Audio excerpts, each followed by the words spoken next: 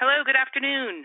We are going to start the Ask Me Anything hour in a minute or two. There are still people signing in, so give us just a bit and we will be back. Thank you.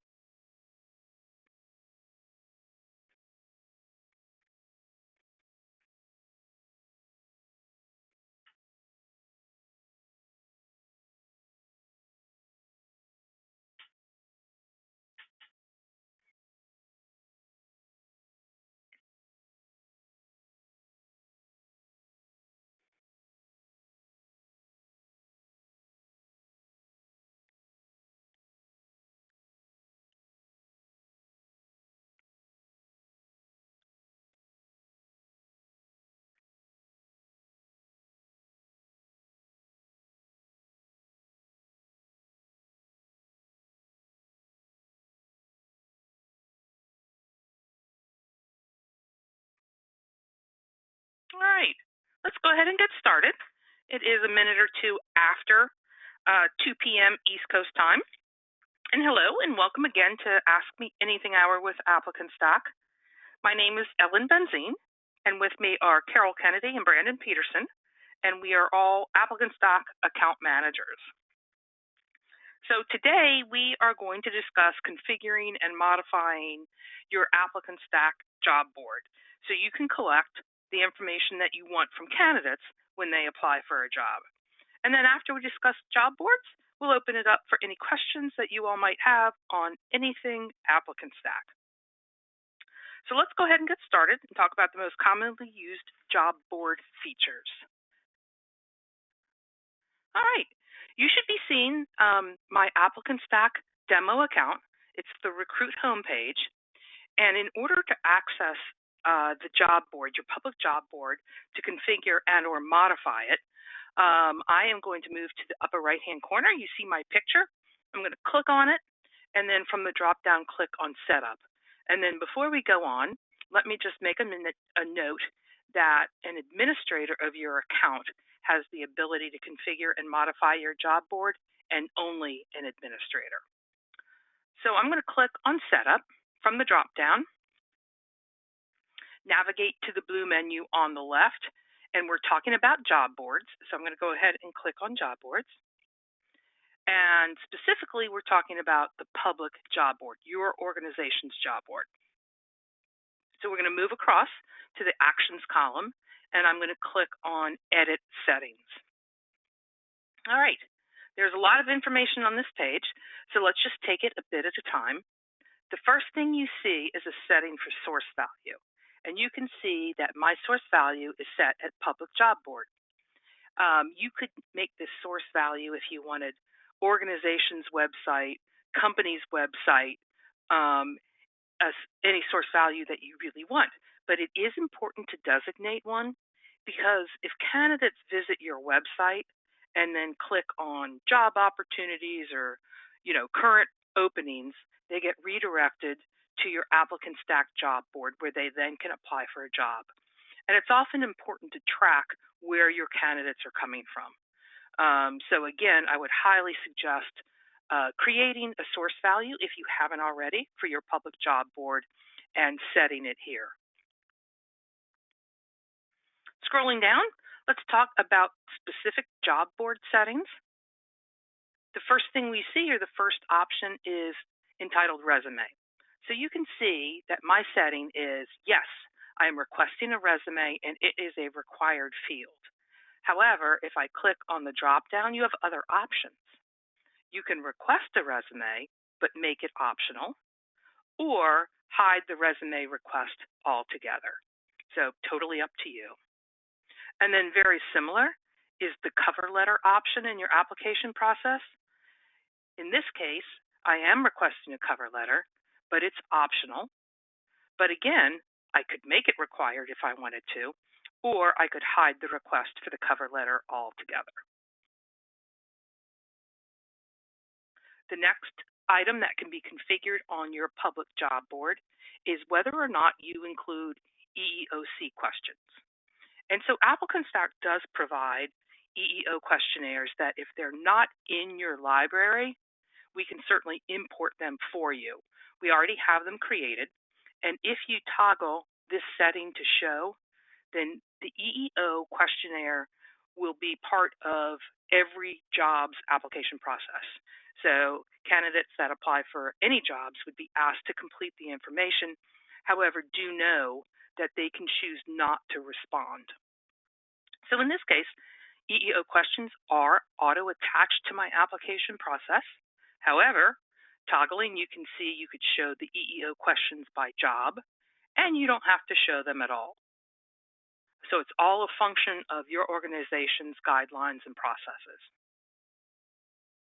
Breadcrumbs, you can see that I am showing my breadcrumbs, but again, I could hide them. And breadcrumbs are navigation links to take you back to prior higher level web pages. So as opposed to using your back arrow, you can click on links from prior web pages. I'm going to show you that too, by the way. Applicant login and allow edit go hand in hand. So if you choose to turn applicant login or modify it to yes and allow edit to yes, candidates will be requested to create an ApplicantStack account. So they'll be required to create a username and a password. And there are a couple benefits to creating an account, but again, it's up to you as to whether or not you want your candidates to do so. Benefits to creating an ApplicantStack account by a candidate is if they've gone through the application process, they haven't totally completed it, they want to come back to complete it, that login, applicant login, allows for candidates to finish partially completed applications. Candidates can also modify previously submitted information if they've got a username and password. And if candidates apply for multiple jobs, and if your account has applicant login toggled to yes, those candidates don't have to complete the contact information fields time and time again. It's already in their user account. So again, ApplicantStack login can be toggled to yes. If toggled to yes, then most likely you want to toggle allow edit to yes.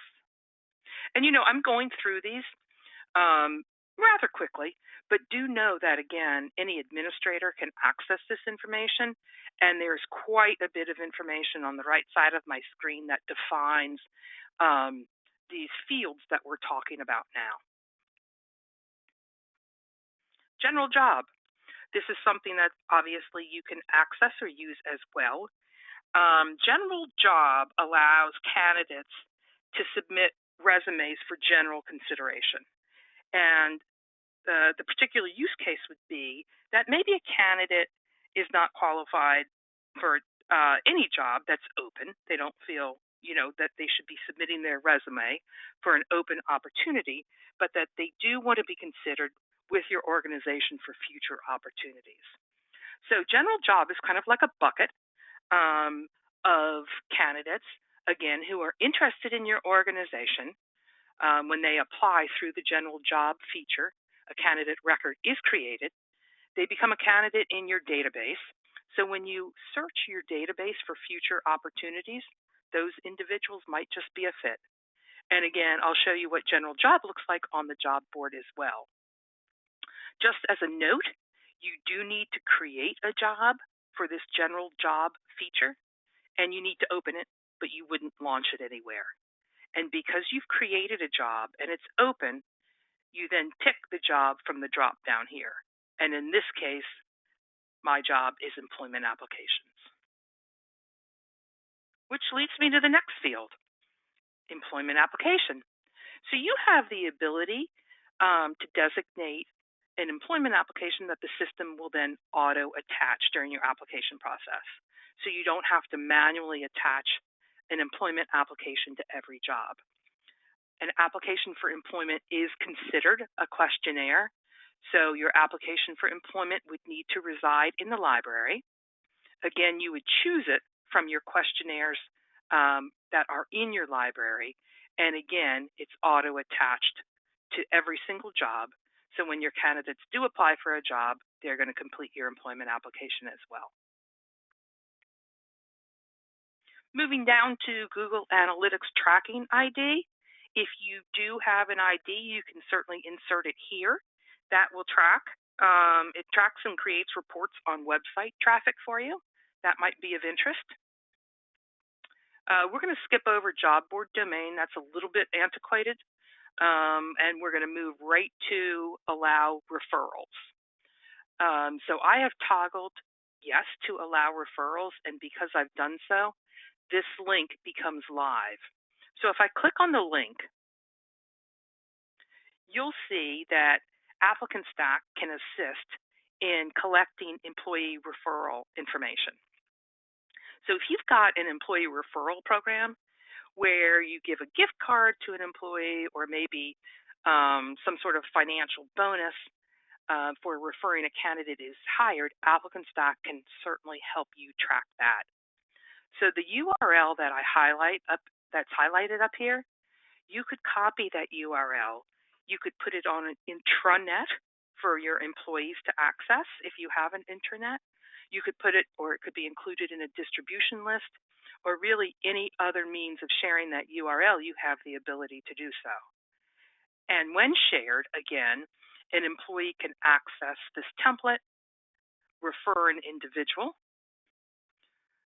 choose to include a resume, but certainly include their name, the individuals who's referring a candidate, and for which job they're referring the candidate for. So once submitted, a candidate record is created. The individual who referred the candidate is tracked, and then you have an easy means to track those referrals, either from your candidates table, or you could run a report on referrals and compensate those individuals if the candidate is hired.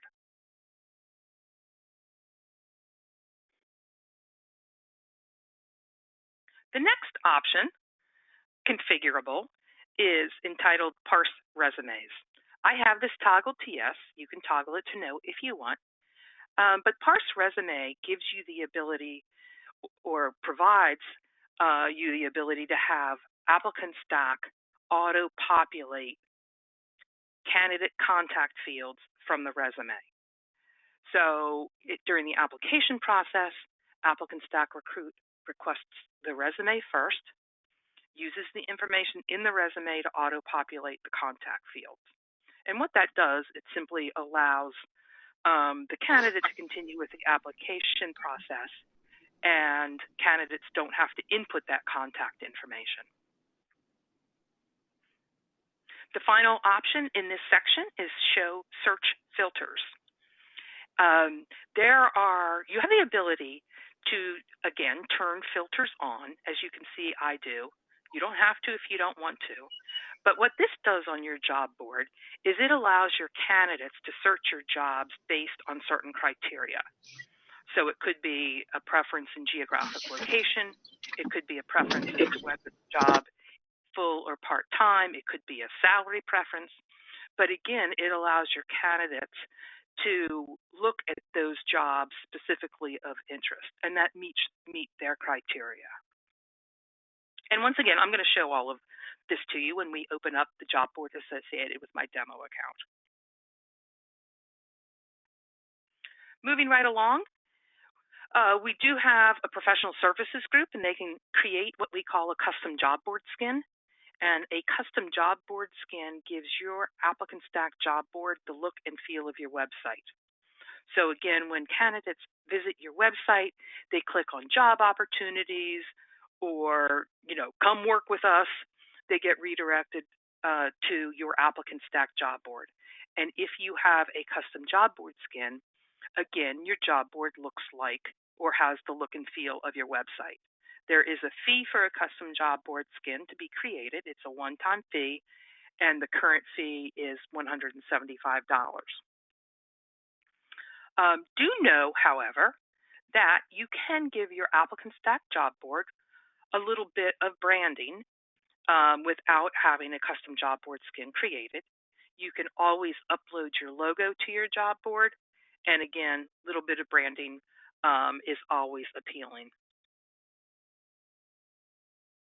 If you input your return URL, what that means, it allows your candidates to either click on your custom job board skin or on your logo and they can return to your website and view any other information that they would want to on your website. Okay, the final section we are getting to is entitled Messages, as you can see. And these Ask Me Anything hours, I think you probably get the flavor that ApplicantStack is very configurable. And again, the goal here is to mirror your recruiting needs and in this case, what messaging you want to share. So the first message that can be modified is the openings page title. Right now, and the default is job openings. Opening page instructions, you can read there. Again, that can be modified. Resume instructions, this has to do with that applicant login feature that if a candidate is asked to create an ApplicantStack account with a username and password, this text has to do with, you have the ability to save an application or go back to your account and modify any information there. No current openings, that's pretty explanatory. If you don't have any active jobs, that message comes up. We talked a bit about the Submit General Application feature. That's the feature that allows candidates to be considered or to submit their credentials for future opportunities. And there are a variety of other messages here that your account administrators can review in their leisure. But again, it gives you the availability to modify these messages to suit your particular needs. So as promised, I'm going to click on my Home tab. I'm up top near the left corner, and open the job board associated with my demo account, clicking on Open Job Board from the gray menu on the right. And my demo account does have a custom skin. The name of my organization is Get Fitly. And then let me highlight some of the things we just talked about. Job openings. That can be modified to something other than what you see that I just highlighted. You can also modify this text as well. And some of our customers actually have quite a bit of text here. Maybe they explain a little bit about the organization, maybe a bit about the culture, what their goals are in hiring. Again, it's very much up to you as to how you want to modify what information you display and what information you collect. Scrolling down, I do have filters turned on, if you recall. So if I click on a location and I want to work in Raleigh, North Carolina, and I want a full-time job, once I apply the filter, any jobs that match that criteria will come up. So you can see how this might be of benefit for candidates who are searching for opportunities for an organization that has a lot of open opportunities. Just makes it very easy to apply the filter, and those jobs that match the search criteria then show. I am going to access this accounting manager opportunity, but before I do that, I want to make you aware of the text associated with Submit a General Application. So again, I had that feature turned on in my job board settings, so candidates can submit an application even if they don't think they're qualified for an open opportunity. If I click on the accounting manager opportunity, here's an example of breadcrumbs as we mentioned in the job board modifications. You can go back to prior web pages if you've got your breadcrumbs turned on. Obviously, a candidate would review the text. And if a candidate chooses to apply, this is the information that's requested, and this is the information that I want to collect based on my job board configuration. You can see that the resume is requested first because I do have parsing turned on. So because of that, contact information will be auto-populated. I have a couple questions here. If you recall, the cover letter was optional, so there's no red asterisk near it. If you also recall, I requested that our application for employment be auto-attached. So it's part of the application process. You don't have to worry about that or adding it manually. I have a qualifying questionnaire here, which as a recruiter for a long time is invaluable because you want to make sure, or you want to spend time on your qualified candidates. And then finally, here is the EEO collection questionnaire. So again, I had modified my job board. I wanted to collect this information for every job posted. So this too is auto-attached. And again, we have these questionnaires. If you don't have it in your library, we can certainly import them into your library for you. And candidates do have the ability, if they have the ability not to respond if they choose that option. But what's also important about the EEO data is this data is collected within an ApplicantStack, and you have the ability to run reports on it and provide that data to anybody who might have interest in your EEO data. So this is just an example of how I have my job board configured, but going through all of those options, you can obviously configure your job boards the way that best suits your recruiting processes and guidelines. I'm going to cancel out of this and get back to my ApplicantStack homepage. So I do hope that this feature was beneficial. Again, if you have any questions regarding this or any other ApplicantStack feature or function, you can always access our technical support group by clicking on the white question mark in the upper right-hand corner, which is where I am now. If you click Ask a Question from the drop-down, a template then comes up,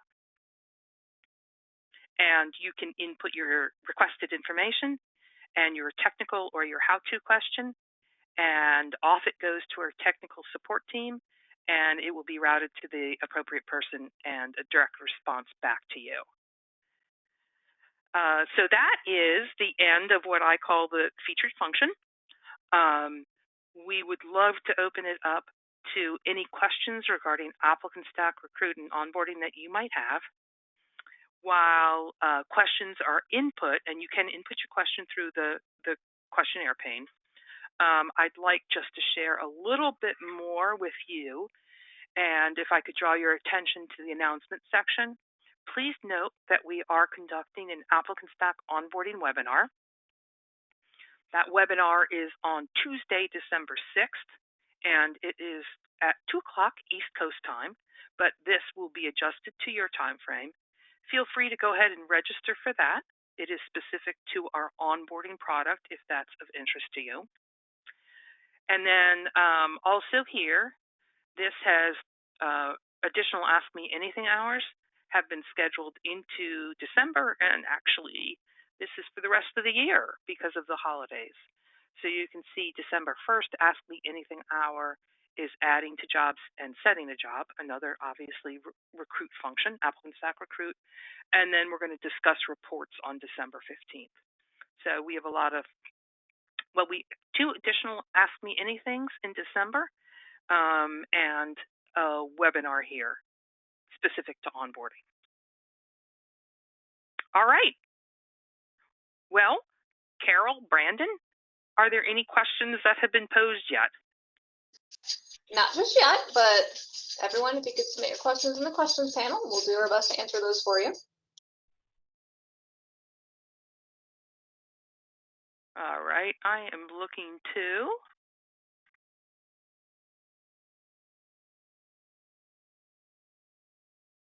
Wow. I'm staring at the question panel like questions are going to magically appear, but I don't see any yet. Ellen, it looks like you were just that good. I think so. Yes, why thank you, Brandon. Carol or Brandon, did I miss anything that you think I should have discussed a bit more in detail, or anything I can add? No, I think that was a good overview. Some may be configured a little bit differently, just depending on your account. So things may look slightly different to you, but same general idea, general concept. Yep. Okay.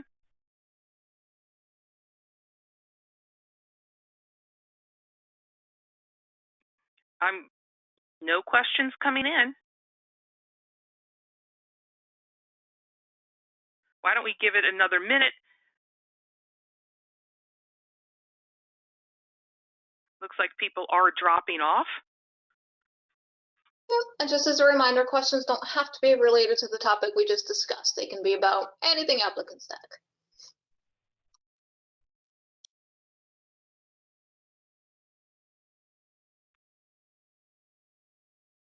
All right.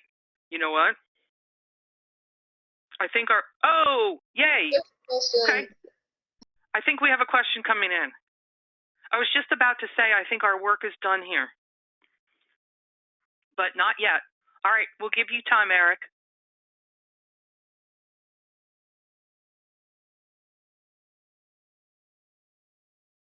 While Eric's inputting his question, I'll share just one other thing with you. We talked about our stellar technical support team that you can access by clicking the white question mark in the upper right-hand corner. But also notice from the drop-down, we do have a robust help center.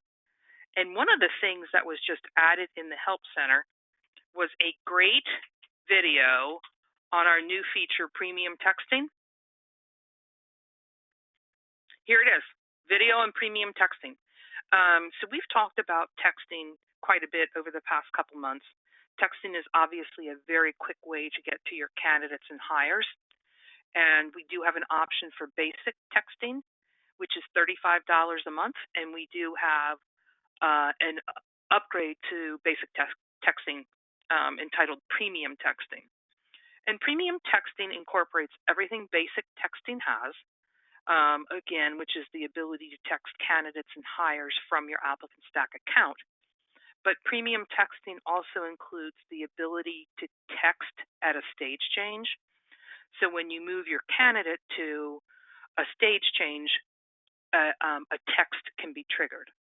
So you've been able to trigger emails for as long as I can remember, and I've been here 6.5 years. You can now trigger texting if you activate premium texting. You can trigger texts, if you activate premium texting. And then the other feature within premium texting that is not part of basic texting is text to apply.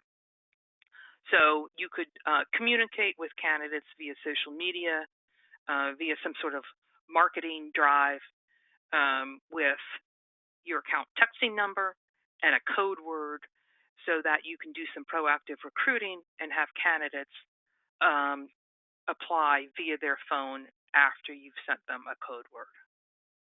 So this was just added to our help center. And again, if you search on premium texting, this will come up. I know I'm a visual person, so these videos are a great add to our help center. Okay, thank you. Any account? Yeah, hang on, Carol. I'm on a roll now. Any account administrator can access and upgrade or activate basic texting or premium texting. Okay, I'm done now. Okay, we did. Eric's when you are sending a candidate profile to your hiring manager, once they have created a profile, are they able to click on the link and they will be directed to the candidate's information with an attachment? On the candidate information with any attachment. Yes. So a couple things there. If you are sending through ApplicantStack or moving a candidate from, let's just say, the new stage to hiring manager stage, and if a hiring manager has their notifications turned on to yes, then a hiring manager will get an email saying that they have a new candidate to review, for example. They could either click on a link in that email to review the candidate, or they could keep ApplicantStack running in the background and just access and review the candidate directly from ApplicantStack. Either way. I hope I answered your question. It might be easier to explain over the call. I haven't answered your question yet. All right, Carol or Brandon, do you have anything to add to that? Yeah, I believe you can, similarly to, you mentioned the notification, you can create a task and send a candidate to somebody to review that way. And yes, they'll get an email. Please review this candidate. There should be a link there. Yes, there we go. All right. All right, spot on, Carol. So yeah, you would create a task to say, please review this candidate. Here's their information, and that should trigger that to the user. And I'm not sure if they'll have to log into the system, but they should be able to click on that link and it will bring them into the information. I'm not sure if it's going to prompt you for a login first. It may depend on how long it's been since they last logged in. Not 100% sure on that, but that should allow them to access that information. Thanks, Carol. Good tag teaming. I appreciate that. All right. Are there any other questions? Okay. All right. And a follow-up question. If you send to multiple hiring managers when they leave feedback, will it show up separately? And we promise that's the last one, Ellen.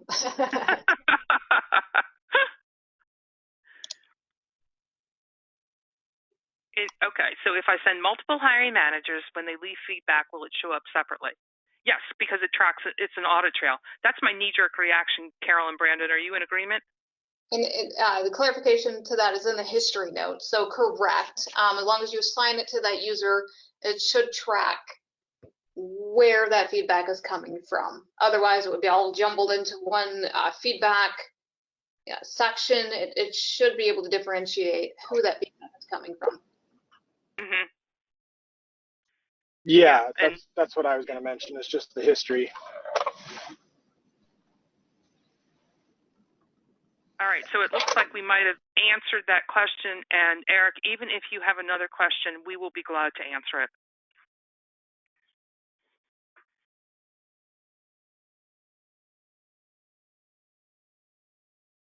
All right. And Eric, you are welcome.